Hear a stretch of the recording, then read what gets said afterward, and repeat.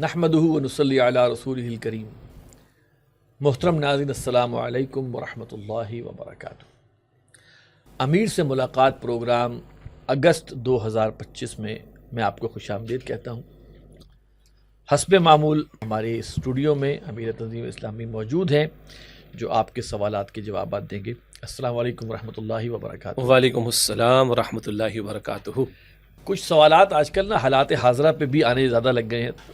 اس سے پہلے کہ ہم پروگرام شروع کریں، تنظیم اسلامی کے تحت ایک مہم شروع ہوئی ہے، 1 اگست سے شروع ہو کر 22 اگست تک انشاءاللہ تعالی وہ رہے گی، اور اس کا نام آپ نے رکھا ہے اتحاد امت اور پاکستان کی سالمیت۔ پہلا سوال تو یہ کہ کیا یہ دو الگ الگ جسے کہنا ہے وہ گولز ہیں یا دو الگ الگ عنوانات ہیں یا ان کے درمیان کوئی لنک ہے؟ بسم اللہ الرحمن الرحیم، اللہم صلی وسلم علی نبینا محمد۔ رب اشرح لی صدری ویسر لی امری واحلل عقدۃ من لسانی یفقہوا قولی واجعل لی وزیرا من اہلی، آمین یا رب العالمین۔ عزیز صاحب، جزاک اللہ خیرا کثیرا۔ جیسے کہ آپ نے خود فرمایا کہ تنظیم اسلامی کے زیر اہتمام ایک مہم کا ہم نے آغاز کیا 1 اگست تا 22 اگست 2025۔ تو تنظیم اسلامی کے زیر اہتمام سال بھر مختلف ایکٹیویٹیز ہم جاری رکھتے ہیں۔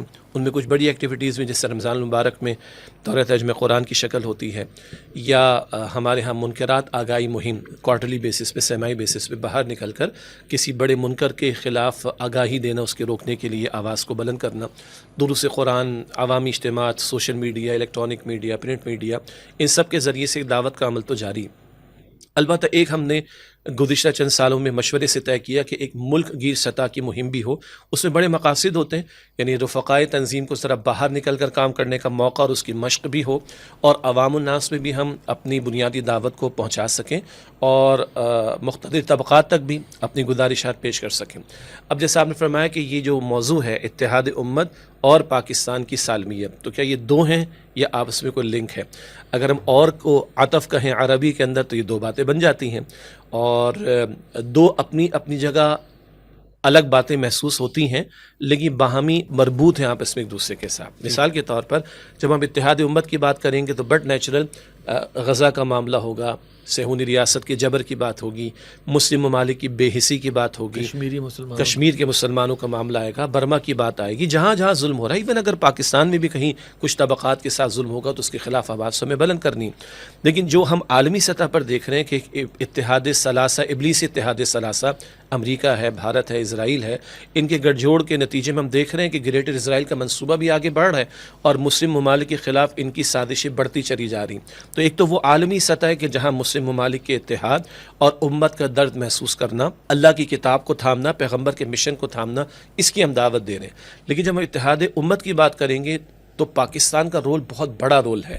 واحد ملک جو اسلام کے نام پر بنا، 57 مسلم ممالک میں ہم کہیں گے پاکستان ہے۔ واحد ملک جس کو اللہ تعالیٰ نے ایٹمی صلاحیت عطا فرمائی ہے، بہترین مثل ٹیکنالوجی عطا کی ہے، فکری اعتبار سے یہاں پر بڑی شخصیات اللہ تعالیٰ نے ماضی میں اور حال میں بھی ہمیں عطا کر رکھی ہیں۔ تو اس اتحاد امت کے اعتبار سے بات ہم نے پہلے بھی اٹھائی، اس مہم میں بھی اٹھا رہے کہ اس میں بھی پاکستان کا رول بہت بڑا رول ہے، قائدانہ رول ہونا چاہیے، ہم سمجھتے ہیں۔ البتہ جیسے وہ عالمی سطح پر سازش امت مسلمہ کے خلاف ہے، بٹ نیچرل بہت بڑی سازش پاکستان کے خلاف بھی ہے۔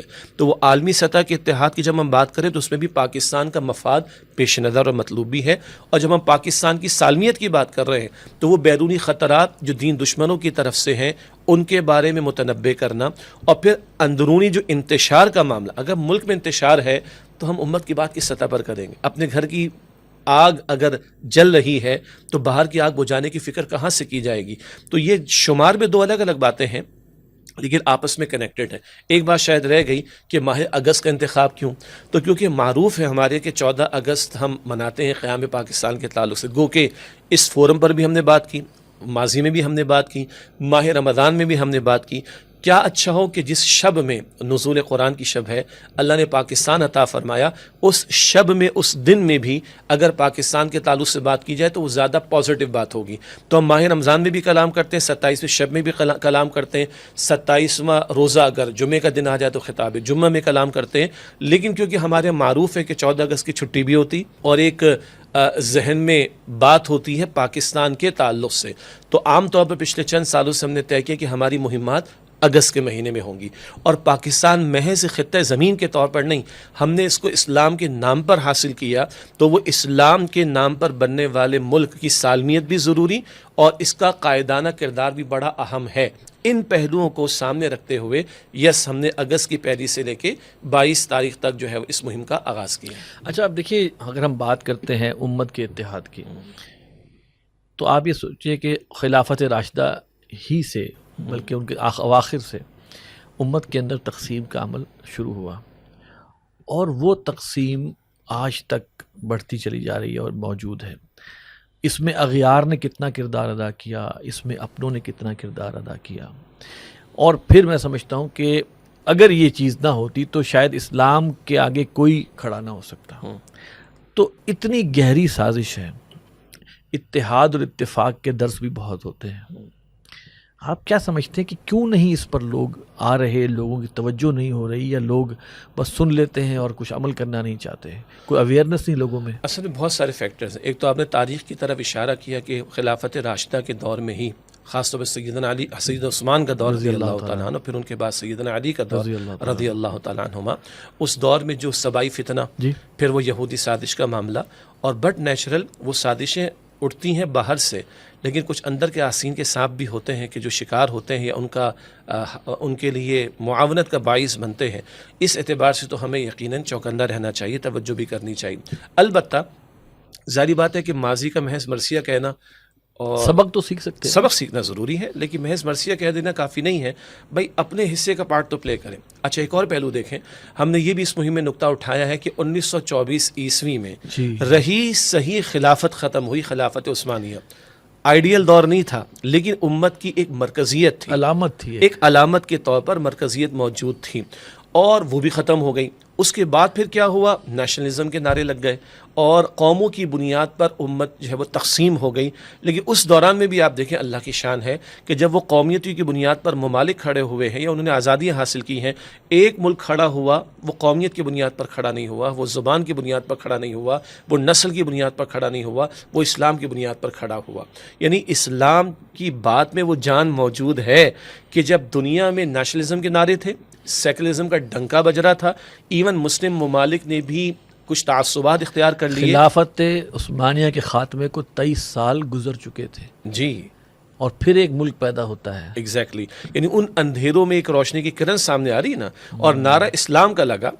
ہماری غلطیاں اپنے مقام پر ہے، جس پر ہم توجہ دلاتے رہے اور دلاتے رہیں گے، لیکن وہ اسلام کے نعرے میں وہ جان تھی کہ اس نے اس قوم کو، یہاں کے رہنے والوں کو کھڑا کیا، اور اللہ تعالیٰ نے خطہ زمین ہمیں عطا فرمایا۔ اب یہ جو بات تھی نا کہ کیا لوگ سن کے گزر جاتے ہیں، دیکھیے ہم نے 2 اور باتیں اس مہم میں اٹھانے کی کوشش کی جو ہمارے استاد ڈاکٹر اسرار صاحب رحمۃ اللہ علیہ مستقل بیان کرتے تھے، اور چند دنوں پہلے ان کے شارٹ کلپس میں بھی یہ بات ہائی لائٹ ہو کر سامنے آئی۔ 2 آیات بڑی قیمتی اس تعلق سے۔ قرآن فرماتا ہے سورہ آل عمران آیت نمبر 103 میں، وَاعْتَصِمُوا بِحَبْلِ اللَّهِ جَمِيعًا وَلَا تَفَرَّقُوا، اللہ کی رسی قرآن کو مضبوطی سے تھامو اور تفرقے میں مبتلا نہ ہو جاؤ۔ ایک حاصل کیا ہے؟ اگر واقعتاً قرآن کو تھاما جائے تو یہ قرآن تفرقہ ختم کرتا ہے۔ اب سوال ہے کہ ہم نے قرآن کو تھاما، آج ہماری ہارڈلی 5% آبادی ہے بمشکل جو باقاعدہ وقت پر 5 وقت کی نماز ادا کرتی، 5% بھی میں زیادہ کہہ رہا ہوں۔ ان 5% میں سے کتنے ہیں جن کو یہ معلوم ہے کہ قرآن جو پڑھا جا رہا ہے یا وہ خود تلاوت کر رہے ہیں اس کا مفہوم کیا ہے؟ تو یہ ہم نے آیت کا بیان تو کیا ہے، ہم نے اس کے دروس بھی دیے ہیں، لیکن بائی لارج اگر ہم دیکھیں، اگر عوام کی سطح کے اعتبار سے دیکھیں تو ہماری ترجیحات میں نہیں ہے، ہماری عظیم اکثریت کو معلوم ہی نہیں کہ قرآن پاک میں کیا لکھا ہے۔ بلکہ ساقی کی پہلے بھی کسی فورم پر ہم نے رکھی تھی، اسی پروگرام میں غالباً تمام مکاتب فکر کے علماء کے ساتھ ایک کام بھی ہوا، ایک متفقہ قرآن پاک کے ترجمے کے حوالے سے، متفقہ ترجمہ قرآن کے حوالے سے پہلے ہم بات کر چکے۔ ان تمام فورمز پر یہ بات سامنے ہے کہ ہماری 1% آبادی بھی نہیں ہے، 1% جس نے آج تک قرآن کو اپنی زبان میں ایک مرتبہ مکمل ترجمے کے ساتھ پڑھا ہو۔ صحیح، تو تھاما ہی نہیں۔ تو ایک تو بہت بڑی کوتاہی یہ ہے کہ، اور اللہ نے ہمارا سلیبس کیا مقرر کیا؟ فجر میں قرآن، ظہر میں قرآن، عصر میں قرآن، مغرب میں قرآن، عشاء میں قرآن۔ 4 سال کے بچے سے لے کے ایک عالمی دین ہو، 100 برس کا، افریقن ہو، ایشین ہو، امریکن ہو، آسٹریلین ہو، قرآن اللہ تو اتنا چاہتا ہے۔ تو ایک اس قرآن کو تھامنا، اور کون سا قرآن؟ وہ قرآن جس کا ترجمہ بھی ہو، جس کی تشریح بھی ہو، مگر وہ مسلک سے بالاتر ہو کر، مسلک سر آنکھوں پر، فقہی احکامات سراخوں پر، لیکن قرآن جو ایک انقلابی فکر عطا کرتا ہے، ایک ورلڈ ویو انسان کے سامنے رکھتا ہے، دین کا ایک ہولسٹک کانسیپٹ سامنے رکھتا ہے، اور پھر بندے کو کھڑا کرتا ہے اللہ کے دین کے لیے، ہم اس قرآن کی انقلابی فکر کی بات کر رہے ہیں۔ تو ایک حاصل اس آیت کا، اگر قرآن کو واقعتاً تھامنے کی طرف جائیں گے، تفرقہ ختم ہوگا یا منیمائز ہوگا۔ دوسرا مقام سورہ الشورى کی آیت نمبر 13، 5 جلیل القدر رسولوں کو جو حکم ہوا، نوح علیہ السلام، ابراہیم علیہ السلام، موسیٰ علیہ السلام، عیسیٰ علیہ السلام، خود امام الانبیاء صلی اللہ علیہ وسلم، اللہ فرماتا ہے جو ان کو حکم تھا ان اقیموا الدین ولا تتفرقوا فیہ، آج تمہیں وہ حکم ہے کہ دین کو قائم کرنے کی محنت کرو اور اس بارے میں تفرقے میں مبتلا نہ ہو جاؤ۔ یعنی کہ دین کو قائم کرنے کے بارے میں تفرقے میں مبتلا نہ ہو، جی، یہ مطلب بھی ہو سکتا ہے، جی، اور دین کے معاملے میں بھی تفرقے میں مبتلا جی، اور دین کے قائم کرنے کے بارے میں تفرقہ نہ کرنا کیا مطلب؟ دین کے قیام کی محنت یہ تمہارا فرض ہے، اور یہ اتنا بڑا مشن ہے، یہ اتنا بڑا مشن ہے اقامت دین کی جد و جہد کا۔ اگر اتنی اونچی سوچ تمہاری ہوگی تو یہ چھوٹے چھوٹے معاملات میں جو پھنسے ہوئے ہو، کہیں ایک دوسرے پہ کفر کے فتوے بھی لگا دیتے ہو، ایک دوسرے کی مسجدوں پہ ٹیگز لگا دیا کرتے ہو، یہ مجھے معاف کیجیے گا، چھوٹا ذہن چھوٹی چیزوں میں الجھتا ہے، بڑا دماغ بڑا سوچتا ہے۔ تو قرآن 2 مقامات پر کہہ رہے ہیں تفرقے کے خاتمے کے لیے قرآن سے جڑنا، اور قرآن کہہ رہے ہیں تفرقے کے خاتمے کے لیے اقامت دین کی جد و جہد کی طرف آنا۔ یہ 2 اتنے بڑے ہمارے پاس معاملات ہیں یا ہمیں عطا کی گئی 2 راہیں کہ ان کو تھاما جائے تو یہ تفرقہ کم ہوگا۔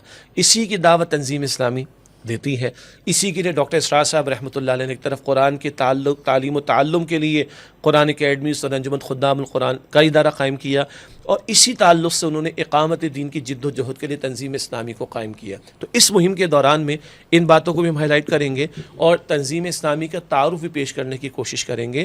یہ کوئی مسلک کی بنیاد پر جماعت نہیں ہے، یہ دین کے ہولسٹک کانسیپٹ کو واضح کرتی ہے اور دینی فرائض کو واضح کرنا چاہتی ہے، جس کو ادا کرنے کی صورت میں اس مملکت خداداد کی سالمیت بھی ہے، اور اسی کے ساتھ اللہ کی مدد کا وعدہ، ان تنصروا اللہ ینصرکم، اگر تم اللہ کی نصرت کرو گے، اس کے دین کی مدد کرو گے تو اللہ تمہاری مدد فرمائے گا۔ تو اس حوالے سے اگین اتحاد امت اور پاکستان کی سالمیت، یہ دونوں موضوعات جڑے ہوئے بھی ہیں، اور تنظیم اسلامی اسی پہلو سے مستقل اپنی دعوت پیش کرتی ہے۔ اب دیکھیے نا، آپ ایک طرف اتحاد امت کی بات کر رہے ہیں اور آپ نے ایک ترجمہ قرآن کی بات کی، جی، کہ جو کہ تمام مکاتب فکر نے اکٹھے ہو کے کیا، جی، اور وہ کتنے لاکھ طلبہ پڑھ رہے ہیں؟ اب تو تقریباً 1.5 کروڑ کی تعداد ہے جن کے ہاتھوں میں وہ متفقہ ترجمہ پہنچ چکا ہے۔ اس کے خلاف بھی لوگ کھڑے ہو گئے۔ جی، کن لوگوں کو آپ اکٹھے کرنے کی بات کر رہے ہیں؟ جو ایک تاریخ میں پہلی دفعہ واقعہ ہوا، پاکستان کی تاریخ میں، چلے ہم کہہ دیتے ہیں کہ تمام مکتبہ فکر ایک قرآن مجید پر متفق ہوئے۔ کتنے عرصے کی اس میں محنت لگی ہوگی، کتنے لیت و لعل ہوئے ہوں گے، کتنی بحثیں ہوئی ہوں گی، اب وہ ہو گئے، اب اس کے خلاف بھی لوگ کھڑے ہو گئے۔ اس کو ذرا ایک اور اینگل سے لیں، یعنی اگر ہم یہ کہیں کہ یہ کام شروع تو ہوا 2010 میں، علماء کی کمیٹی فیڈرل گورنمنٹ نے بنائی 2017 میں، اور 2020 کے آغاز میں اس پر سب نے اتفاق کر لیا۔ 2020 میں کیا نا، اب تک نہیں ہوا تھا، تو بی پازیٹیو کہ الحمدللہ ایک بات اٹھی، ایک محنت ہوئی، اور تمام معروف مکاتب فکر کے علماء نے اس متفقہ ترجمہ قرآن پر سائن آف کر دیا۔ بٹ نیچرل، اچھے کام کی مخالفت اگر نبیوں کی ہوئی ہے، اگر رسولوں کی ہوئی ہے، تو ہماری تو کوئی حیثیت نہیں ہے، لا محالہ یہ پہلو رہے گا سامنے۔ البتہ اس بات کو بھی دیکھ لیا جائے کہ جب ایک بڑی بات پر، ایک بڑے کاز کے لیے، قرآن کے ایک نصاب کے لیے کوشش کی گئی، تو ان تمام 5 مکاتب فکر نے اپنے اپنے علماء کو اس میں معین بھی کیا، اور ان سب نے اتفاق کیا۔ اگر اس کو ہم کہیں نا جو ایک عام اس طرح سواد اعظم، یعنی اس مملکت خداداد میں جو تمام معروف مکاتب فکر کے ان کے نمائندہ علماء نے اس پر اتفاق کر لیا، اس پازیٹیوٹی کو بھی میں سمجھتا ہوں کہ ہمیں ہائی لائٹ کرنا چاہیے۔ کہ شیعہ اور سنی کا اتفاق، جی، یہ اتفاق سب سے زیادہ مشکل جی، حساس بھی اور مشکل بھی، اس کا اتفاق ہو جانا یہ اپنی جگہ ایک ہے۔ جی، جی، اور دیکھیں جیسے پاکستان کے قیام کے فوراً بعد ایک سوال اٹھا تھا کہ کس کا اسلام آئے گا، 31 علماء نے چوٹی کے 22 نکات متفقہ دیے، آج بھی وہ تنظیم اسلامی کی ویب سائٹ پر موجود ہے الحمدللہ۔ ہم یہ کہہ رہے ہیں کہ پازیٹیو چیزوں کو بھی ہائی لائٹ کیا جائے، اور جب ہم خیر کی راہ میں آگے بڑھیں گے، حق کی راہ میں آگے بڑھیں گے، تو ایسا ہو نہیں سکتا کہ کچھ مخالفتیں نہ آئیں۔ اچھا، اس میں ایک تلخ بات، جی، جب بھی ہم اتفاق اور اتحاد کی بات کرتے ہیں تو سب کے سب کی سوئی جا کے اڑ جاتی ہے جب شیعہ سنی کا معاملہ ہوتا ہے۔ اس پر سم ہاؤ اگر کوئی علماء، چاہے شیعہ علماء چاہے سنی علماء، آگے بڑھ کے کوئی پیچ اپ بھی کرنا چاہیں تو بھی کچھ ایسی ہستیاں موجود ہیں جو وہ پرانے گڑے مردے اکھاڑ کے لے آتی ہیں اور کہتی ہیں نہیں وہ چونکہ وہ نہیں تھا تو لہٰذا اب بھی نہیں ہے. آپ آج دیکھیں انٹرنیشنل لیول کے اوپر بھی ایران کے ساتھ معاملہ رہا ہے پورے عرب ورلڈ کے ساتھ, اور جو معاملہ رہا اور پھر اس کے ذریعے عرب ورلڈ کس طرح امریکہ کے اس میں چلی گئی, اس کی غلامی میں ہم ایک کہیں. تو میں یہ کہتا ہوں کہ یہ چیزیں آج بھی ہمیں اسی طرح فیس ہوتی ہیں کہ جب ہم ایک پلیٹ فارم پہ بیٹھنے کی بات کر رہے ہوتے ہیں تو کچھ ایسے اعتراضات آتے ہیں کہ آپ ان لوگوں کے ساتھ بیٹھے ہوئے ہیں, یعنی کہ شیعہ علماء کہ اگر ہمارے ساتھ بیٹھیں گے تو ان کے لوگ کہیں گے آپ معاذ اللہ یزیدیوں کے ساتھ بیٹھے ہوئے ہیں, اور وہ جو ہے وہ آپ کے سامنے ہے صورتحال. اور کیا وجہ ہے کہ پھر ہم اپنا دل کیوں نہیں بڑا کرتے, یا ہم کہیں کہ ہم اتحاد کی بات کر رہے ہیں, اوکے فائن جو بولتا ہے بولتا رہے, ہم تو اتحاد کی بات کریں گے. اس پہ 2-3 پہلو ہیں. دیکھیے ایک پہلو یہ ہے کہ جب ہم اتحاد کی بات کرتے ہیں تو اس کو بات کو ذہن میں رکھیں کہ 100% سب لوگ ایک بات پر متفق ہو جائیں, یہ تو ان نیچرل ہے بالکل. وہ تو ایک فرقے میں نہیں ہو سکتا, ایک مکتب فکر میں نہیں ہو سکتا. تو پھر اس اتحاد کا کیا مطلب ہوتا ہے؟ ہم کہتے امت کے بڑے کاز کو سامنے رکھتے ہوئے ہمارے جو ضمنی فروعی نوعیت کے مسائل ہیں ان کو ہم اپنی علمی مجالس کی حد تک رکھیں, اور عوام اور امت کی سطح پر مشترکات کی ہم بات کرنے کی کوشش کریں. آپ نے وجہ فرمایا کہ ایک مسلک کے اندر بھی آراء کا اختلاف مل جائے گا.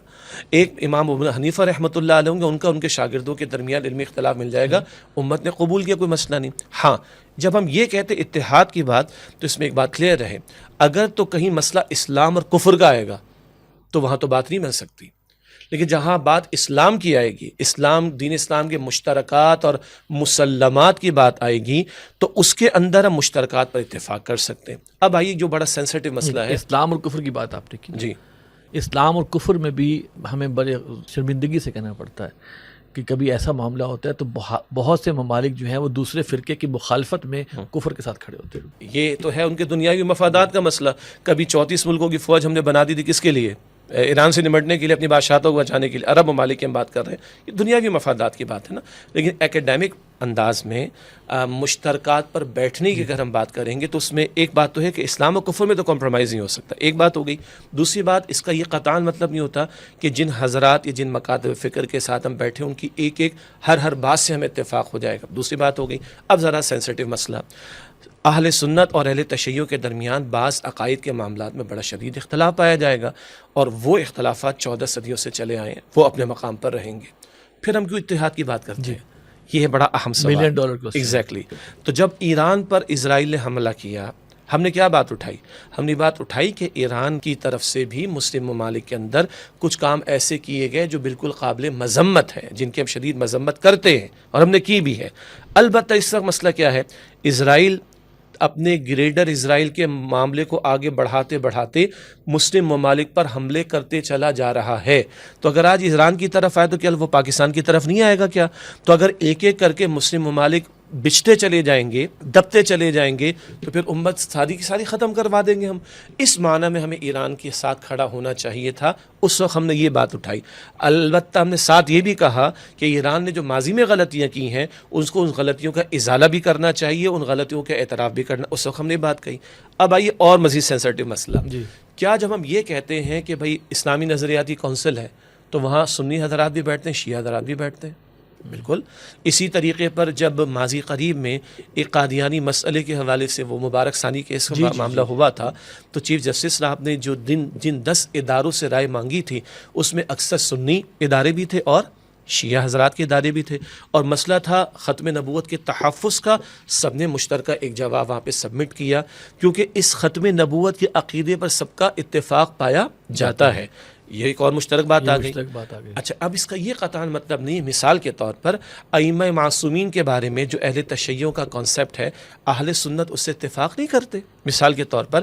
اسی طرح چند اور باتیں بھی اس میں ہم بیان کر سکتے ہیں. تو جب ہم یہ کہہ رہے ہیں اتحاد کی بات, تو وہ ملک کے مفاد کے اعتبار سے بھائی ملی یکجہتی کونسل بنائی گئی, ہمارے بڑوں نے بنائی. قاضی حسین احمد مرحوم تھے, شاہ احمد نورانی صاحب تھے, مولانا سمیر شہید صاحب تھے, اللہ ان پر رحمت نازل فرمائے. کیوں بنائی تھی؟ بھائی پاکستان میں پراکسیز چل رہی تھیں, پراکسی وارز کے نتیجے میں فسادات ہوتے تھے, لاشیں گرتے تھے. اس فساد کو روکنے کے لیے، خون ریزی کو روکنے کے لیے بھائی سب کو ایک پلیٹ فارم پر بٹھاؤ تاکہ اس آگ کو ہم بجھا سکیں اور ملک کی سالمیت اور اس کے تحفظ کا اہتمام کیا جا سکے. لیکن یہ قطعاً مطلب تو نہیں ہوتا کہ اگر جن معاملات میں عقائد کے اختلاف پائے جاتے ہیں ہم وہ مان کر بیٹھے ہوئے یہاں پر، قطعاً نہیں. وہاں مقصد ہوتا ہے فساد سے بچایا جانا، انتشار سے بچایا جانا. اور آخری بات جو ڈاکٹر اسرار صاحب رحمۃ اللہ علیہ فرماتے تھے، اقامت دین کی جد و جہد آگے بڑھتی ہے. چلیے پاکستان میں نفاذ شریعت کا کوئی مرحلہ آتا ہے تو کس کی فقہ لے کر آئیں گے بھائی؟ تو ایک بحث تو ہم نے مکمل کر دی بھائی، 31 علماء چوٹی کے 22 نکات انہوں نے دے دیے اور مسئلہ ختم ہو گیا. لیکن چلیے اگر ہم یہ کہیں تو ایک اور پہلو بھی آ سکتا ہے کہ پاکستان میں اکثریت سنی حضرات کی ہے، تو جو لا آف لینڈ ہو اجتماعی معاملات کے اعتبار سے وہ اکثریت کے فقہ کے مطابق لے لیں. جیسے ایران میں اکثریت ان کے نزدیک اہل تشیع کی ہے تو فقہ جعفریہ کے مطابق قانون سازی وہاں پر کرتے ہیں. تو یہ ایک انتظامی مسئلہ بھی آئے گا. تو لا آف لینڈ کے اعتبار سے آپ اکثریت اگر سنی مکتب فکر کے حضرات ہیں ان کے فقہ سے لے لیں، انفرادی سطح پر ان کو اپنے معاملات پر عمل کرنے کی اجازت ہوگی. تو جب ہم اتحاد اور ساتھ بیٹھنے کی بات کرتے ہیں تو وہ انتظامی معاملات بھی ہو سکتے ہیں، امت کا مفاد بھی ہو سکتا ہے، ملک کی سالمیت بھی ہو سکتی ہے، انتشار سے بچانا بھی ہو سکتا ہے، خون ریزی سے بچانا بھی ہو سکتا ہے. البتہ اگر کسی گوشے کے اندر عقائد میں اختلاف کا معاملہ ہے وہ معاملہ اپنے مقام پر رہے گا. تو وہ جو آیت ہے قرآن مجید کی تعالوا الی کلمۃ سواء، تو وہ مشترکات والی بات ہے. اور یہ کہاں کلام آ رہا ہے؟ آل عمران کی آیت نمبر 64 میں. کس سے کلام ہو رہا ہے؟ یہ نصارہ سے کلام ہو رہا ہے. قل یا اہل الکتاب تعالوا الی کلمۃ سواء بیننا و بینکم الا نعبد الا اللہ. مشترکات ہے. اے نبی علیہ السلام فرمائیے اے اہل کتاب ایک ایسی بات کی طرف آؤ جو ہمارے تمہارے درمیان مشترک ہے، اللہ کے سوا کسی کی عبادت نہ کریں. او بھائی وہ نصارہ وہ رسول اللہ کو رسول نہیں مانتے صلی اللہ علیہ وسلم، وہ قرآن کو اللہ کا کلام نہیں مانتے، وہ عیسیٰ علیہ السلام کو خدا یا 3 خداؤں میں سے خدا یا معاذ اللہ خدا کا بیٹا مانتے. معاذ اللہ، کتنے شدید ترین اختلافات ہیں مگر اللہ کو مانتے. قرآن کہہ رہے یہاں سے بات شروع کرو. تو ہم اور نصارہ میں شدید ترین اختلافات ہیں لیکن مشترک سے بات شروع کرو. تو مسلمانوں کے درمیان تو اکثریت باتیں جو ہے بہت ساری مشترکات ہیں، تو مشترکات کی بات کرنے کی دعوت ہم دے رہے ہیں. جزاک اللہ. سوال آیا ہے محمد احمد صاحب ہیں اوکاڑا سے. وہ یہ کہہ رہے ہیں کہ جی ٹرمپ اور موجودہ امریکی حکومت پاکستان کی بہت تعریف کر رہی ہے، خصوصاً خاص طور پر پاک بھارت تنازعات کے بعد، یہ جو بھی حالیہ مئی میں ہوا ہے. ایک دم ٹرمپ صاحب کو محبت چڑھی پاکستان کے لیے. کیا یہ اخلاص پر مبنی ہے یا پاکستان کو ایک بار پھر امریکہ اپنے مفادات مثلاً چین یا افغانستان کے حوالے سے اپنے مقصد کے لیے استعمال کرنا چاہتا ہے؟ کیونکہ پہلے بھی کئی دفعہ امریکہ پاکستان کو اپنے مفادات کے لیے استعمال کر چکا ہے اور پاکستان نے امداد تو تھوڑی بہت ملی ہوگی لیکن اپنا نقصان بہت کیا ہے. آپ کے آخری جملے میں ایک بڑا پیارا جواب اس کا آ چکا ہے.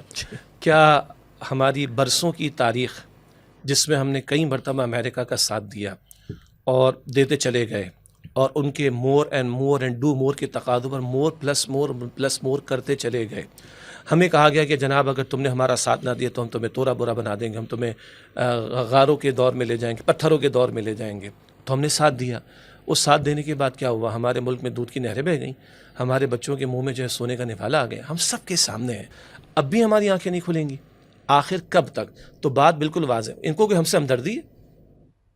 ہاں، اللہ کا کلام تو ہمیں دو ٹوک انداز میں فرما دیتا ہے کہ لن ترضى عنك اليهود ولا النصارى حتى تتبع ملتهم.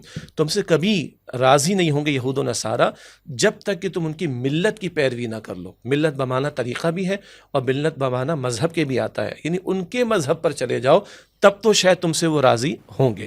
باقی ایک اور پہلو بھی ہے آصف صاحب. اللہ تعالیٰ کا عجیب معاملہ ہے کہ پاکستان کی جو اسٹریٹجک پوزیشن ہے جغرافیائی اعتبار سے وہ اللہ نے بڑی عجیب رکھی ہے. ایک طرف ہمارا چائنا بھی کھڑا ہے، ہاں برابر میں بھارت بھی کھڑا ہے، اور چائنا کے لیے ہم ایک اعتبار سے ایک بڑی ضرورت ہے اس کی. سی پیک کا معاملہ لے لیں، اس کو گوادر تک کا راستہ چاہیے اور آگے پھر مزید اس کو راستہ چاہیے.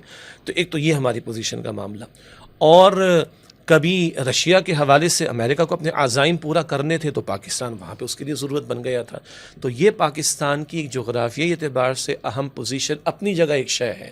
لیکن سچی بات کیا ہے؟ ہم ظاہر بات ہے دینی پیراڈائم میں بات کریں گے تو ظاہر بات ہے انہوں نے کوئی ہمیں فری میں لنچ تو نہیں دینا ہوتا نا, ان کے کچھ مقاصد ہوا کرتے ہیں. no free lunch. ایگزیکٹلی, تو ان کے مقاصد ہوا کرتے ہیں. تو وہی بات ہے کہ چائنا کو کرٹیل کرنے کی بات ہے یا چائنا کو روکنے کی بات ہوگی تو امریکہ تو چاہے گا کہ پاکستان کو کسی نہ کسی طرح وہ اپنے شکنجہ نہ کہیں, میٹھی چھری سے ذبح کرنے کی بات کہیں, وہ کنٹرول میں رکھے. اور چائنا جو ابھرتی ہوئی ایک معیشت کے طور پر سامنے آ چکا ہے, گلوبل ایک جائنٹ بن چکا ہے, اس کو کرٹیل کرنے کی بات یا اس کو روکنے کی بات, اس کے لیے ہم ضرورت بن چکے ہیں امریکہ کی.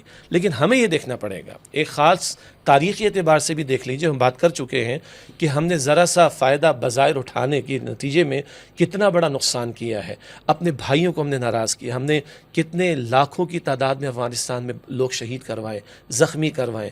ہم نے اپنے ملک کے اندر وہ آپریشنز کی امریکہ کی ایما پر, جس کے نتیجے میں ہم نے اپنے قبائلی علاقوں کے اندر نفرتیں پیدا کی ہیں اور اب تک وہ انتشار سے ہم نکل نہیں پا رہے ہیں.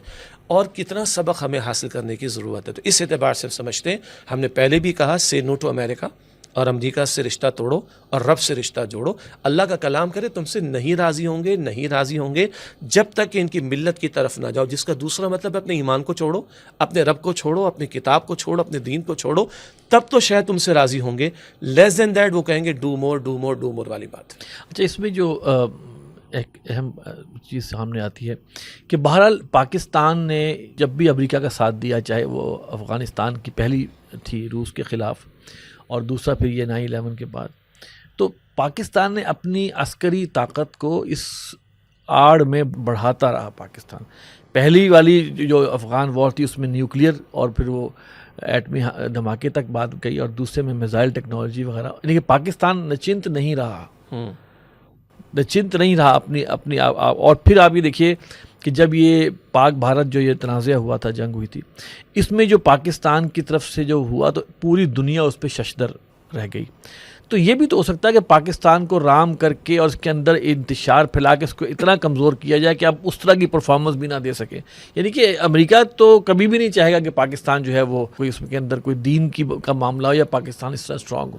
دیکھیے گلوبل ویو کے اعتبار سے ہم دیکھیں, ہم سے زیادہ کئی مرتبہ یہ دین دشمنوں کو معلوم ہوتی ہیں وہ احادیث جن میں مستقبل کا منظر نامہ موجود ہوا کرتا ہے.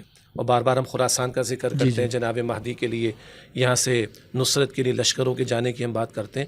ان لوگوں کو کلیئر ہے اور اسی وجہ سے چاہتے ہیں کہ پاکستان کبھی بھی اسٹیبلائز نہ ہو, یہاں پر انتشار رہے, یہاں پر عوام کو اور مختلف طبقات کو کبھی لڑوا دیا جائے, یہاں پر اپنے کچھ پراکسیز کو ایکٹیویٹ کر کے انتشار کے اندر مبتلا کر کے ڈی اسٹیبلائز کرنے کی بات اس میں کی جائے.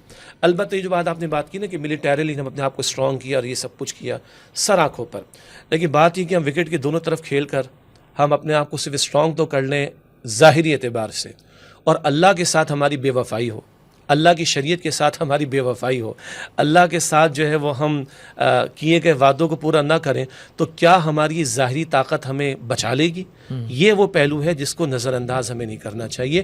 یہ وکٹ کے دونوں طرف کھیلنے کا پہلو ایک وقتی عارضی اسٹریٹجی کے طور پر تو ہو سکتا ہے کہ ادھر بھی بنا کے رکھی جائے, ادھر بھی بنا کے رکھی جائے اور انٹرنلی اپنا اسٹرانگ کریں. لیکن اگر ہم اللہ کے ساتھ مخلص نہیں ہیں تو جو اللہ کا نہ ہوا وہ کسی اور کا کیا ہو سکتا ہے, یہ بھی جملہ واضح ہے. اور اگر اللہ کے ساتھ مخلص نہیں ہے تو پھر ہمیں تباہی سے کوئی بچا نہیں سکتا ہے, یہ نہیں بھولنا چاہیے. یہ جو ایک اچانک میں نے ابھی بیچ میں سوال ذہن میں آیا, یہ پاکستانی کیوں؟ یعنی کہ سارا کا سارا جو یہ اکھاڑ پچھاڑ ہے امریکہ کا اور سارا یہ پاکستانی کے ساتھ کیوں؟ اور بھی بہت سارے مسلمان ممالک ہیں. ہاں اصل میں دعوے ہم نے کیے نا, اور کسی نے دعویٰ نہیں کیا. ایک تو ہوگی نا لوکیشن ہماری اسٹریٹجک ہے, پھر ہے کلمے کے نام پہ بنے ہیں, جی ٹھیک. لیکن اس کے بعد بھی آپ دیکھیں کہ ہماری جو جتنے بھی قرضے مشروط ہوتے ہیں اس میں ہمارے خاندانی نظام پہ, ہماری معاشرت کے اوپر حملہ کرنا, وہ ساری چیزیں جو ہے نا وہ لگتا ہے کہ پاکستان کے اوپر خاص فوکس ہے. آپ کی بات بلند ہوتی ہے, جو آپ نے کہا نا خاندانی نظام پر حملہ کرنا, گویا ہماری شرم و حیا پر حملہ کرنا, اور شرم و حیا پر حملہ کرنے کے نتیجے میں ان کو کامیابی ملنے کا مطلب ہے ایمان سے ان کو عاری کرنا, روح محمد کا صلی اللہ علیہ وسلم ان سے نکال لیا جانا. اس لیے کہ ان کو پتہ ہے اگر بن گوریان 67 کی وار کے بعد کہہ رہا ہے کہ ہمارا سب سے بڑا دشمن پاکستان ہے, اور اگر نتن یاہو کہتا رہتا ہے کہ پاکستان کی ہیڈ میں صلاحیت ختم ہونی چاہیے, اور اس معاملے پر مودی اور نتن یاہو ایک پیج پر اگر نظر آتے ہیں تو کچھ تو ہے نا اس پاکستان میں. پھر دوسری بات کچھ نہ کچھ سپارک تو ہے, ہم کہہ سکتے ہیں یہاں کے لوگوں میں. جی جی جی, اور مطلب ایٹمی صلاحیت اللہ نے اس ملک کو دی ہے, ہم اس کی قدر کریں. مدارس کا نظام وہ کھلتا ہے ان کو. جی کھلتا ہے. ٹھیک ہے. آپ دلچسپ بات دیکھیں، یعنی اختلافات اپنی جگہ پر. پاکستان کی ایکسپورٹس میں سب سے بڑی ایک ایکسپورٹ پتہ ہے کیا ہے؟ پوری دنیا میں آپ کو پاکستان سے پڑھا ہوا عالم دین مل جائے گا، پوری دنیا میں پاکستان سے پڑھا ہوا ایک داعی دین مل جائے گا، پوری دنیا میں پاکستان سے حفظ کیا ہوا ایک بچہ آپ کو یا نوجوان مل جائے گا. کچھ تو ہے نا. اور پیچھے جیسے ڈاکٹر صاحب فرماتے تھے رحمۃ اللہ علیہ، 4 صدیوں کا ورثہ ہمارے پاس موجود ہے دین کے احیاء کے عمل کے لیے. پھر باقیہ مسلم ممالک سے تو ہمیں شکوہ بھی نہیں. ایون میں تو کہتا ہوں کہ سعودی عرب سے شکوہ نہیں ہے ہمیں، اس سے کہ وہ کہتے ہیں ہم تو المملکۃ السعودیۃ العربیہ ہیں. المملکۃ السعودیہ، سعود پہلے ہیں، پھر عربیہ ہیں. ہمیں شکوہ نہیں ان سے، ملیشیا سے نہیں ہے، انڈونیشیا سے نہیں. شکوہ کیوں کروں؟ دعویٰ ہی نہیں کیا انہوں نے. شکوہ ہم ادھر کیوں کرتے ہیں؟ ہم کیوں سناتے آئے تھے من لم یحکم بما انزل اللہ فاولئک هم الکافرون فاولئک هم الظالمون فاولئک هم الفاسقون. کیوں سناتے ہیں بھائی؟ ہم نے دعویٰ کیا، ہم نے اسلام کے نام پر مانگا. تو یہ ساری چیزیں ایٹمی صلاحیت، مثل ٹیکنالوجی، جذبات کا معاملہ، عوام بھی، عوام کے جذبات، جی عوام کے جذبات کا معاملہ، اور یہ 4 صدیوں کا ورثہ جو ہمارے پاس موجود ہے، ہم نے اسلام کے نام کے اس کلمے کی بنیاد پر ملک کو حاصل کیا. اس سب کو ملائیں تو ہم کھلتے ہیں پوری دنیا. وہ اقبال کہتا نا کہ ابلیس کی منزل شرح میں کہ یہ غنیمت ہے کہ خود مومن ہے محروم یقین. تو ہم کہہ سکتے ہیں کہ یہ اگلے سوچتے ہوں گے غیار کہ یہ غنیمت ہے خود پاکستانی ہے محروم یقین، اس کو پتہ نہیں کہ وہ کیا چیز ہے. جزاک اللہ. اچھا جی آگے چلتے ہیں. یہ ہیں محمد فاروق صاحب حیدرآباد کے. انہوں نے ایک ہمارا پروگرام نمبر 39 بال ماشاءاللہ سارے پروگرام دیکھتے ہیں، اس میں انہوں نے ریفر کیا ہے کہ میں نے کہا تھا کہ اس میں امریکی ایک ایجنسی CIA افسر نے کہا ہے کہ 7 ممالک کی ایک ایک کر کے باری آئے گی. وہ سوال کر رہے ہیں وہ 7 ممالک کون ہیں، تو میں 7 ممالک تو بتا دیتا ہوں کہ جو انہوں نے ویزلے کلارک ہے امریکن جنرل، اس نے یہ بیان دیا تھا جو کہ YouTube پہ موجود بھی ہے. اس نے کہا تھا جی کہ ہم اگلے 5 سالوں میں جو ہے، اس کو پینٹاگون نے یہ رپورٹ دی تھی کہ 5 سالوں میں ہم 7 ممالک کو ہم نے ٹیک ڈاؤن کرنا ہے. عراق سے شروع کر کے سیریا یعنی شام، پھر لبنان، پھر لیبیا، پھر صومالیہ، پھر سوڈان اور پھر ایران. یہ 7 ممالک تھے جنہوں نے پوچھا ہے. اس سے محسوس ہوتا ہے کہ پاکستان ان 7 ناموں میں شامل نہیں ہے، جبکہ پاکستان کو تو یہودیوں کی غاصب حکومت جو مقبوضہ فلسطین پر قابض ہے کہ وزراء اعظم کے مطابق اہم ترین دشمن ڈکلیئر کیا جاتا ہے. وہ بن گوریون کا ذکر آ گیا. دوسری طرف پاکستان کی باسط شخصیات، حمید گل صاحب کا بھی حوالہ دیا جاتا ہے، وہ کہتے ہیں کہ افغانستان بہانہ ہے اور پاکستان نشانہ ہے. لیکن 7 ممالک کی لسٹ میں پاکستان کا نام کیوں نہیں لیا جاتا؟ یہ چاہتے ہیں کہ لیا جائے میرے خیال سے. تو یہ سوال ہے کہ یہ کیا وجہ ہے. اور یہ جو جنرل صاحب کا آپ نے نام لیا، کتنے عرصے پرانی بات ہوگی؟ یہ 2002 یا 3 یا اس کے اراؤنڈ کی بات ہے، 3-4 کی ہوگی. ٹھیک. تو اب سوال ہے کہ ہمارا نام کیوں نہیں اس میں شامل پاکستان کا؟ ٹھیک ہے. 2-3 امکانات ہو سکتے ہیں. ایک تو یہ ہے کہ جیسے آف دا ریکارڈ ہم بات بھی کر رہے تھے بھائی، اس میں سعودی عرب کا نام تو نہیں ہے نا؟ نہیں، اور سعودی عرب کا بھی نہیں ہے. اپنا آپ دیکھیں نا ہمارا جو ملیشیا، انڈونیشیا، UAE، ان کے بھی نام نہیں، مصر. ٹھیک ہے. تو ایک امکان تو یہ ہو سکتا ہے کہ بعض ممالک جن کے نام نہیں لیے گئے ہوں، ان کا خیال ہے ان کو تو ہم رام کر چکے ہیں یا رام کر لیں گے. یہ تو خطرے والی بات. وہ تو ہمارے اپنے ہی ہیں، تو اس لیے اپنوں کا نام لینے کی یہاں پہ کوئی ضرورت نہیں، غیروں کا نام لینے کی ضرورت ہے کہ جن میں کوئی اسپارک اس طرح کی بات ہو سکتی ہے. ایک امکان تو واللہ عالم یہ ہو سکتا ہے. دوسری بات یہ 7 ملکوں کے نام ہیں، ان میں کہیں نہ کہیں کوئی دینی جذبات کا بھی امکان یعنی عوام کی سطح پر ہوگا، یا کہیں وہ ایٹمی صلاحیت کی طرف پیش قدمی، جیسے کہ لیبیا کے دانت توڑے گئے اور ایران بھی. اچھا، تو اگر ہم ان 7 ملکوں کے انالیسس کو دیکھیں، یعنی 2 نقطوں کے اوپر کہ دینی جذبات کا عوام میں ہونا یا ایٹمی صلاحیت اور اس طرح کی صلاحیت کی طرف پیش قدمی کرنا، تو اس انالیسس پر تو ہم نمبر 1 ہیں ان کے نزدیک. ابھی ہم نے بات کی، ہم نے اسلام کے نام پر ملک لیا، عوام میں جذبات موجود ہیں، ایک ہمارا 4 صدیوں کا ورثہ موجود ہے، ہمارے پاس ایٹمی صلاحیت موجود ہے. تو ایک امکان یہ ہو سکتا ہے کہ بعض معاملات اتنے واضح ہوتے ہیں کہ بتانے کی ضرورت نہ ہو. یعنی کہ وہ سمجھتے ہیں پاکستان کو دشمن اور اس کو کمزور کرنا چاہتے ہیں، توڑنا چاہتے ہیں، جس کی کہ مثال بھی سامنے آ گئی جو انڈیا نے حملہ کیا تو پیچھے اسرائیل موجود تھا. تو وہ چاہتے ہیں لیکن وہ کھل کے بول بھی نہیں سکتے تاکہ یہ نہ ہو کہ پھر پاکستان بالکل ہی وہ جو ہے وہ سامنے. تو ایک امکان یہ ہو سکتا ہے کہ ان کا یہ خیال ہو. دوسری انتہا ہے کہ بھئی یہ تو ہم رام کر لیں گے ان کو، جسی طرح لالی پاپ دیے جاتے ہیں اور اس طرح کے لنچ بھی دیے جاتے ہیں اور امداد کے بہانے اور لالی پاپ کے بہانے، تو رام کر چکے ہوں بقول یعنی ان کے اپنی فہم کے مطابق تو نام لینے کی ضرورت نہیں. یا دوسرا اینگل یہ ہے جیسے کہ میں نے عرض کیا کہ اگر ان 7 ممالک کے اندر 2-3 ہی چیزوں کو دیکھیں تو ہم پورا اترتے ہیں اور اتنی کلیئر وہ چیز ہے کہ نام گنوانے کی ضرورت نہیں ہے.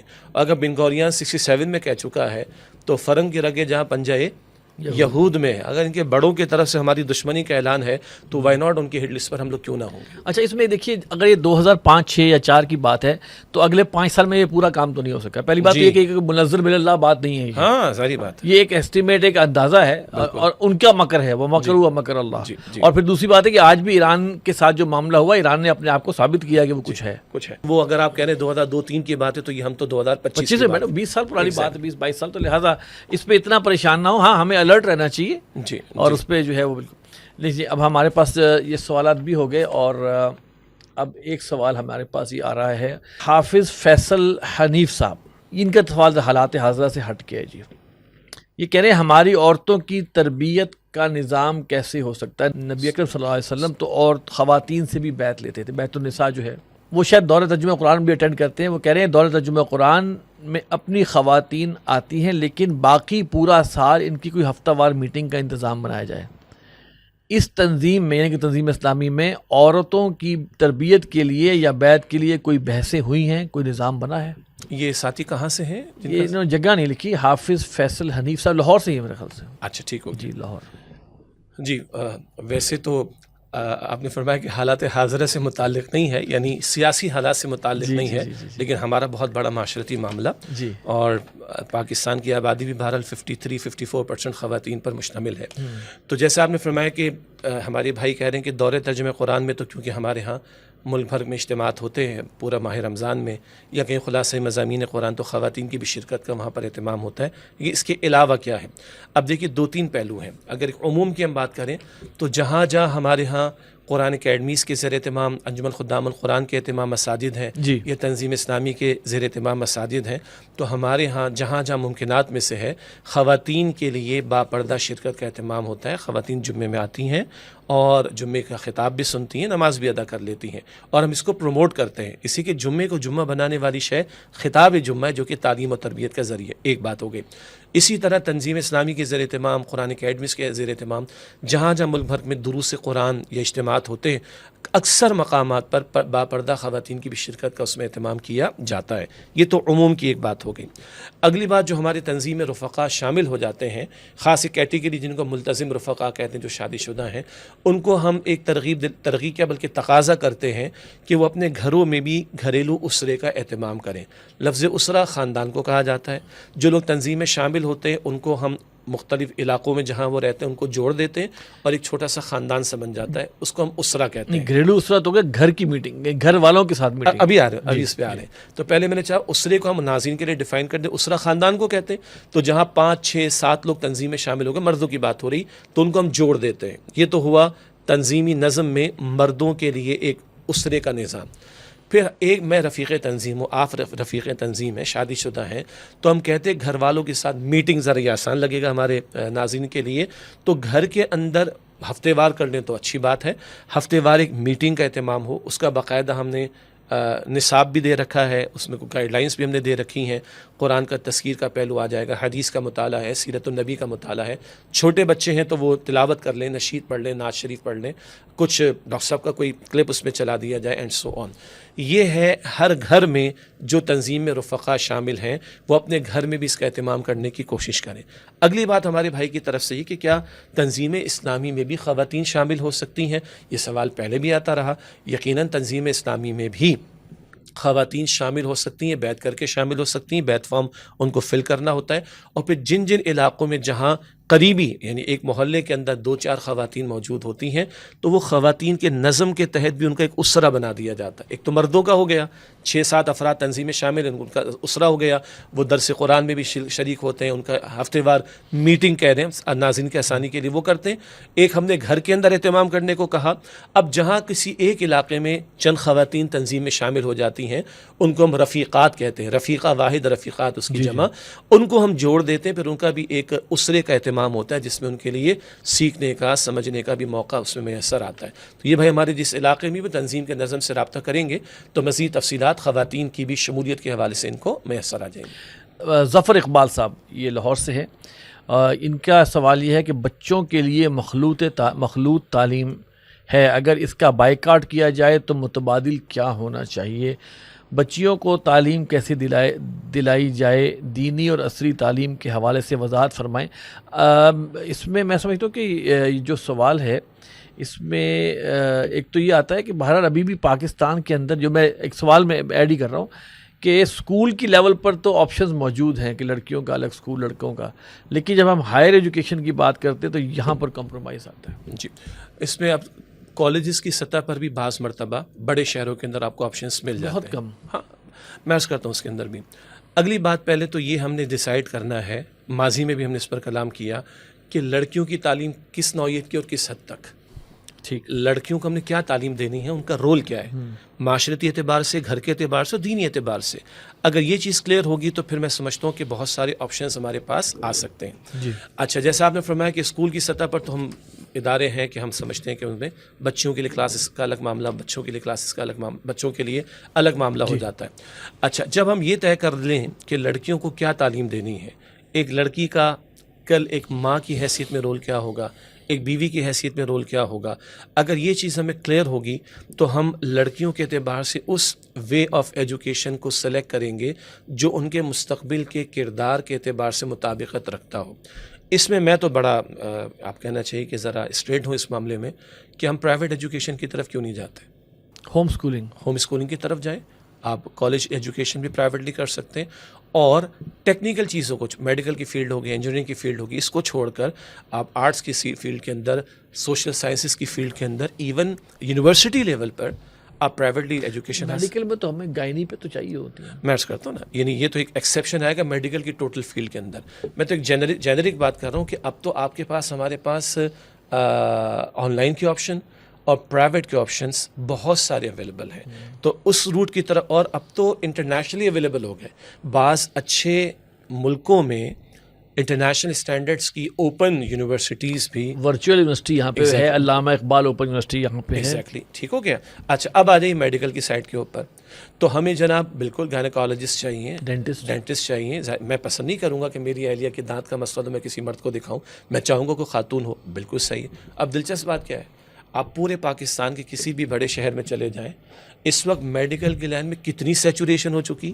ہم کبھی لیکچرز دینے کے لیے گئے ہیں یا جاتے ہیں تو میڈیکل کی ایک یونیورسٹی ہوتی ہے، 100 اگر اسٹوڈنٹس بیٹھے ہوئے ہیں تو 90 لڑکیاں ہوتی ہیں. اتنی سیچوریشن سے آگے کی بات چلی گئی. بعض بڑے بڑے ڈاکٹرز کو 10 لڑکوں کا نہ ہونا، ان کی 10 لڑکوں کو ہونا تو نالائکی کی علامت ہے نا. یعنی کہ میرٹ پہ نہیں آ سکے. ہاں، میرٹ پہ نہیں آ سکے. اسی لیے بڑے بڑے ڈاکٹرز سپریم کورٹ تک گئے کہ آپ کو نمبر فکس کر دیں بھائی، ورنہ یہ ساری لڑکی. اچھا، پھر لڑکوں کی سیٹیں منتخب، جیسے پہلے اسمبلی میں تھا نا، مردوں کی منتخب وہ کر دیں. اچھا، اگلا پرابلم کیا ہے؟ بھارت ہماری معاشرتی اقدار اور روایات کا معاملہ ہے کہ بہت سی لڑکیاں میڈیکل کی تعلیم حاصل کرنے کے بعد شادی کر لیتی. شادی تو ہونی ہے، شادی کے بعد کیا ہوتا ہے؟ وہ گھر بیٹھ جاتی ہیں. یہ پریشانی اگین ڈاکٹرز کی ہے، بہت بڑا مسئلہ ہے یہ اس وقت. تو عرض کرنے کا مطلب ہے کہ میڈیکل کی لائن میں ایکسیپشن بنتا ہے اور ہم قائل ہیں اس چیز کے کہ ضرورت ہے اس چیز کی، مگر وہ ضرورت سے زیادہ اویلیبلٹی ہو چکی ہے. تو اب اگر لڑکیوں کو لگانا ہے تو ڈاکٹر صاحب کہتے تھے ان کو تھوڑی سائیکالوجی پڑھاؤ تاکہ اپنے بچوں کی تربیت میں ان کو کام آ سکے. امور خانہ داری نہیں پتہ. آج کل کی بچیاں کیا کہتی ہیں، اتنی ویل کوالیفائڈ ہے، اتنی ویل کوالیفائڈ ہے. اچھا، رشتے بھی تو اس بنیاد پہ ہوتے ہیں نا. جی، آپ میٹرک پاس لڑکی کے کا رشتہ نہیں، یعنی کہ اب وہ اچھے گھرانوں میں لوگ، اچھا میٹرک پاس ہے وہ نہیں. ایک ایلیمنٹ تو یہ ہے کہ یہ بعض بچیاں ہماری جو ہیں وہ بی ایس کر رہی ہیں کمپیوٹر سائنس میں یا میڈیکل کر رہی ہیں جسٹ کہ وہ ان کا رشتہ اچھی طرح آ جائے. اچھا، اب دیکھیں یہ تو اس کی جہتیں بڑھتی چلی جائیں گی. اگلا مسئلہ ہے کہ لڑکیاں زیادہ کوالیفائڈ ہو گئیں اور ہو رہی ہیں. اب پرابلم کیا آ رہی؟ الٹا ہو جائے گا. لڑکی نے ایم بی اے کیا ہوا ہے، لڑکی نے ماسٹرز کیا ہوا ہے، رشتے نہیں مل رہا. بمشکل لڑکا دستیاب ہو رہا ہے میٹرک والا. یہ ایک اور پرابلم ہے. یہ بھی ہے، یہ بھی پرابلم آ سکتی. اصولی بات کیا تھی کہ کیا ہم ایجوکیشن کے اعتبار سے جب ہم لڑکیوں کی تعلیم کی بات کریں تو طے کریں کہ لڑکیوں کا اصل رول کیا ہوگا. پھر اس اختلاط والے ماحول سے بچانے کی حتی الامکان کوشش ہمیں کرنی چاہیے. اس کے لیے میں سمجھتا ہوں کہ پرائیویٹ یا آن لائن یا ورچوئل کے بھی بہت سارے آپشنس اویلیبل ہیں. جہاں ایکسیپشنلی ہم نے بات کی ہے گائنی کے اعتبار سے، ڈینٹسٹری کے اعتبار سے، ٹھیک ہے، وہ ایک ہمارے معاشرے کی ضرورت ہے. البتہ وہ تو ایک اوور لوڈڈ معاملہ ہو چکا ہے. اس میدان کے لیے اس جواز کی زیادہ گنجائش میرے نزدیک نہیں رہتی، لیکن ایک ضرورت ہے. لیکن وہ اتنا اوور لوڈڈ ہو چکا ہے، جیسے کہ میں نے آپ کو 100 اور میں سے 90 اور 10% کی بات میں نے آپ کے سامنے رکھی. اب اگلا پرابلم کیا ہے؟ لڑکوں کو پڑھانا ہے کہ نہیں پڑھانا؟ کہاں جائیں گے وہ اگین اس مخلوط ماحول کے اندر جا رہے ہیں. وہاں ہمیں اب دیکھنا ڈینجر دونوں کے لیے. ایگزیکٹلی. ہم صرف لڑکیوں کے ہاں، لیے آگ اور وہ تیل کا مسئلہ ہے نا جی، تو دونوں کے لیے مسئلہ ہے. تو پھر ہمیں اپنے لڑکوں کے بارے میں، بیٹوں کے بارے میں بھی سوچنا پڑے گا. کس نوعیت کی ایجوکیشن ایک پرابلم، اور کس ماحول کے اندر ایجوکیشن دوسری بات، اور کتنی مہنگی. تو یہ بات ابھی میں کر ہی نہیں رہا ہوں. مطلب آج کل کیا ہے، گورنمنٹ کا 2% ایجوکیشن پہ نہیں لگتا بجٹ. ہمارے ہاں پرائیویٹ سیکٹر کی ایجوکیشن کی فیسیں بھرنے کے لیے لوگوں کا 50% بجٹ لگ جاتا ہے بھائی. یہ ایک الگ ٹاپک ہے. تو پھر بیٹوں کے بارے میں بھی سوچنے کی ہمیں ضرورت ہوگی. اصل نقطہ کیا ہے؟ ہماری حیا کی حفاظت، ہمارے ایمان کی حفاظت، ہماری اقدار کی حفاظت. یہ چیزیں اگر سیٹ ہوں گی تو ان سوالات کے جوابات خود ہم نکال لیں گے آئدر، یا ہم کچھ کم پہ کمپرومائز کر لیں گے، لیکن اپنی حیا، اپنا ایمان، اپنی اقدار، اس پہ ہم کمپرومائز نہیں کریں گے. یعنی کہ ہم یہ کہہ سکتے ہیں کہ اگر ضرورت پڑے تو عورت کام کر سکتی ہے، لیکن شریعت کے دائرے کے جی اندر رہ رہے. اس میں بھی اصول طے ہے. اولاً اصلاً عورت پر کفالت کی ذمہ داری نہیں، عورت کی تکریم ہے اس میں. اس کو زندگی کے ہر مرحلے پر اللہ نے کسی نہ کسی محرم مرد کے ساتھ اٹیچ رکھا، اور کوئی نہیں تو ریاست کی ذمہ داری. تو عورت پر اصلاً اولاً کفالت کی ذمہ داری نہیں، لیکن مجبوری آ سکتی. والد معذور ہو گئے، شوہر معذور ہو گیا، بیٹا کوئی نہیں ہے، سپریشن ہو گئی، تو یس اس کے لیے گنجائش ہے بالکل شرعاً، اور شرعی حدود کا لحاظ رکھتے ہوئے اس کا لحاظ رکھا جائے تو کوئی حرج کی اور بات. انہی حدود کا لحاظ رکھتے ہوئے تعلیم کا معاملہ کر دیں. جزاک اللہ خیر. آج میں سمجھتا ہوں کہ ہمارے سوالات اگرچہ ابھی موجود ہیں اور حالات حاضرہ کے بھی ہیں، میں نے جان بوجھ کے حالات حاضرہ کے 1-2 سوال جو ہیں وہ اگلی دفعہ کے لیے پھر میں آئندہ ملاقات کا موقع رہے گا انشاءاللہ. ملاقات کا موقع، حالات بھی بدلتے رہتے ہیں. جی تو آپ کا بہت شکریہ، آپ نے وقت دیا. ناظرین، یہ تھا ہمارا پروگرام امیر سے ملاقات اگست 2025. آپ ہمیں اپنے سوالات بھیج سکتے ہیں. ہمارا ای میل ایڈریس ہے markaz@tanzeem.org، اور آپ اپنے ہمیں سوالات اس پہ بھیجیں. اور اگر آپ ہماری یہ ویڈیو یوٹیوب پر دیکھ رہے ہیں تو اس میں بھی کمنٹس میں آپ اپنے سوال اپنا نام کے ساتھ جو ہے، کم از کم نام اور ای میل ایڈریس کے ساتھ آپ اپنے سوال اپنے کمنٹس میں بھی ہمیں دے سکتے ہیں. تو انشاءاللہ اگر وہ فقہی لحاظ سے نہ پوچھے گئے ہوئے تو ہم کوشش کریں گے کہ ان کو اس پروگرام میں شامل کریں. اگلے پروگرام تک کے لیے آپ اجازت دیجیے. السلام علیکم ورحمۃ اللہ وبرکاتہ.